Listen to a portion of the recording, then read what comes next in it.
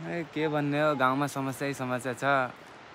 राम्रो बाटो पनि छैन। अब बर्खा अब स्कुल जान पनि बन्द हुन्छ होइन, कहिले कस्तो त अब हजुर यसपालि पनि त्यस्तै भएको थियो। अब बिजुली पनि छैन। अब त्यस्तै हो गाउँ पनि, न सिँचाइ छ न केही छ। अब कहिले अब बाली पनि हुँदैन होइन। ट्याक्क यहाँबाट कता अरे यो चेपाङ जाने बाटो हो यो सायद, मलाई लाग्छ गाउँदेखि चेपाङ जाने यतातिर अलिक परसम्म कस्तो रहेछ यतातिरको गाउँ भनेर निस्केका छौँ। तपाईँलाई अगाडि त दृश्य, सुन्दर दृश्य देखाउनेछौँ। ल हामी यहाँबाट निस्क्यौँ।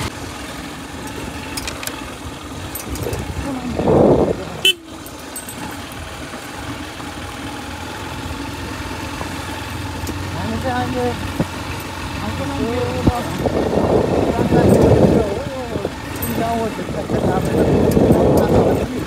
कमेन्ट गर्नु होला र हामी आफ्नै पारामा हिँडिरहेको हो कि बच्चियो भन्ने कुरा हो। सोध्नु ए कान्छा यहाँ ल्याउ न। यो कुन गाउँ हो? मुरमुरी। ए मुरमुरी भने यो यहाँ चेपाङ जानु कति टाइम लाग्छ? लाग्छ होला धेरै। कति जति? 1 या 2 घन्टा जति लाग्ला। 2 घन्टा लाग्ने रहेछ। अब यो सायद मुरमुरी हो। अहिले भर्खर हामी एउटा सानो बाबु भन्ने थाहा पाएको कुरा है, हामी यहाँ पहिले भिजिट गरेको हो। यो गाउँ भनेको जामुभन्दा यतातिर मुरमुरी भन्ने ठाउँ, मुरमुरी भन्ने ठाउँ हो। र यहाँ चाहिँ अब विकासमा अलिक कता पछाडि परेको छ हामी। यहाँ त्यो पञ्चपुरी नगरपालिका अन्तर्गत पर्छ होला।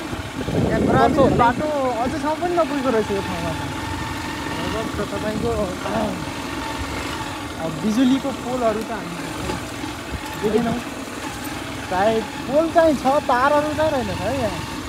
यो काम चाहिँ गरिदिनु पऱ्यो सम्बन्धित निकायले। र गाउँ बस्न लायक एकदम राम्रो रहेछ। एकदम समतल मिलेको ठाउँ। फेरि नदी बायाँ, हाम्रो बायाँ साइडतिर यतातिर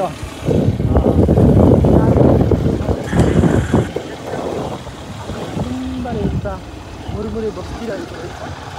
यसलाई पनि हामीले नजिकबाट देख्ने मौका पायौँ।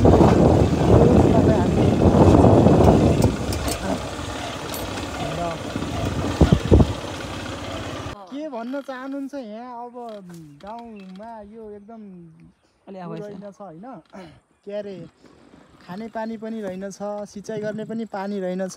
गाउँमा हामीले पनि प्रत्यक्ष भिजिट गऱ्यौँ। यो बत्तीको पोल मात्रै देख्यौँ, तारहरू छैन, बत्ती छैन। यहाँको स्थानीय सरकारलाई तपाईँले के भन्न चाहनुहुन्छ? हामीलाई अब थाहै छैन अब केही बारेमा, अब हामीले के भन्थ्यौँ र। ए यहाँ चाहिँ तपाईँलाई जे होस् यहाँ सबै सुविधा आइदिए जस्तो हुन्थ्यो भन्ने लाग्छ। जे होस् किन नलाग्नु र आफ्नो गाउँठाउँमा राम्रो भयो झनै राम्रो हुन्थ्यो। धन्यवाद छ तपाईँले। हजुरको शुभ नाम भनिदिनु पऱ्यो पहिला। मेरो नाम नैने नेपाली हो। नैने नेपाली। हजुर। ए यो मुरमुरे गाउँमा जस्तो पानीको सुविधा छैन, तपाईँको सिँचाइको सुविधा छैन, सिँचाइ छैन हेर्नुहोस् अरू त। अनि बिजुलीको सुविधा छैन। यसको बारेमा तपाईँ के भन्न चाहनुहुन्छ? यसको बारेमा अब हामीलाई त अब भइदिए हुन्थ्यो, बिजुली भइदिए पनि हुन्थ्यो, सिँचाइ भइदिए पनि हुन्थ्यो।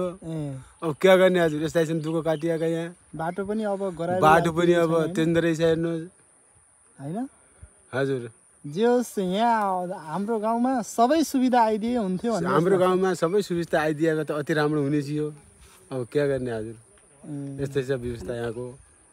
अब यही हजुर ल तपाईँलाई धन्यवाद छ। यतिखेर हामी ठ्याक्कै मुरमुरे गाउँ भिजिट गरेर आइसकेपछि ठ्याक्क यो जामु पुल नजिकै छ। ब्याकग्राउन्डमा जामु पुल पनि देख्नु भएको होला। बिचैमा आउँदाखेरि हाम्रो स्कुले नानीहरू, केटाहरू भेटिनु भएको छ। यहाँ यतातिर नानीहरू पनि हुनुहुन्छ। उहाँहरूले हामीले सोध्न खोजेको सबैभन्दा पहिला त तपाईँको नाम के हो? मेरो नाम चाहिँ हिक्मत नेपाली हो। म कक्षा 10मा पढ्छु।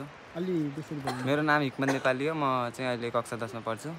मुरमुरे गाउँको समस्याको बारेमा भन्नुपर्दाखेरि के भन्न चाहनुहुन्छ तपाईँ? के भन्ने हो, गाउँमा समस्या छ।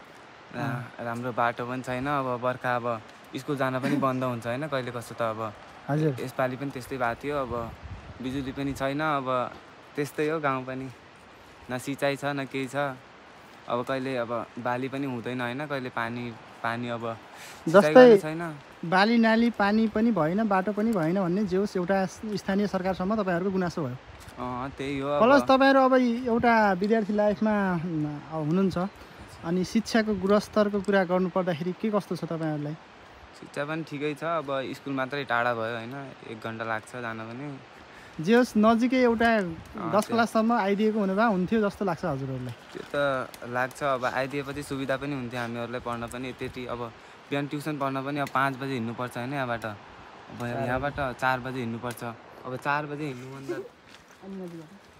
अब 4 बजे हिँड्नुपर्छ, दुःखमा लास्टै भइरह। अब यहाँदेखि त्यहाँ जान्थेँ, त्यहाँदेखि यहाँ आउँथेँ। अब घरमा अब त्यस्तै छ, अब खाना खान्थेँ त्यहाँ जान्थेँ, टाइम पनि पुग्दैन क्या आजभोलि त। जे होस् पढ्नलाई अलिकता दुःखै गाह्रै छ, लास्टै गाह्रो भइरह आजभोलि त। उता स्कुलतिर त राम्रो पढाइ स्कुलमा त राम्रै पढाइ हुन्छ हाम्रो।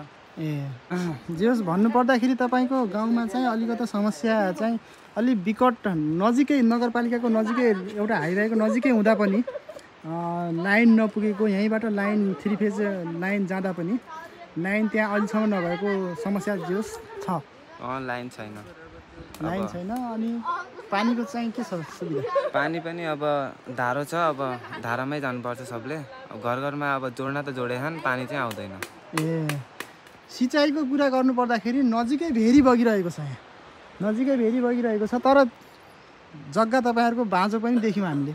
जग्गा त बाँझै छ त, अब सिँचाइ छैन, अब लगाएपछि पनि हुँदैन। सरकारले चाह्यो भनेपछि तपाईँहरूको खेतलाई एउटा हराभरा बनाउन सक्छ कि सक्दैन?